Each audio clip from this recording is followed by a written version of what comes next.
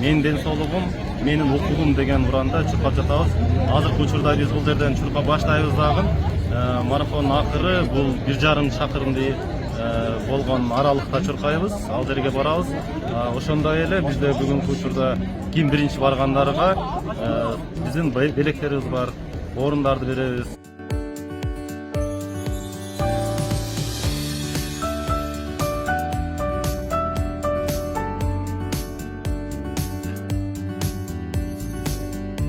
Ден соолугум менин укугум деген Кыргыз Республикасы боюнча болуп аткан иш-чара бүгүн Жалал Абад шаарында болгон эле. Негизи эле дени сак, улуу күчтүү мамлекет дегендей баарыңарга ден соолук каалайм. Ден соолук болуңар, спорт менен машык кыла демекчимин. Тургандарга рахмат чоң.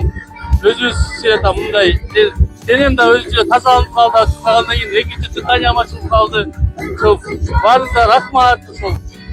Ким көп сол мероприятие кылгандарга мен абдан ыраазымын.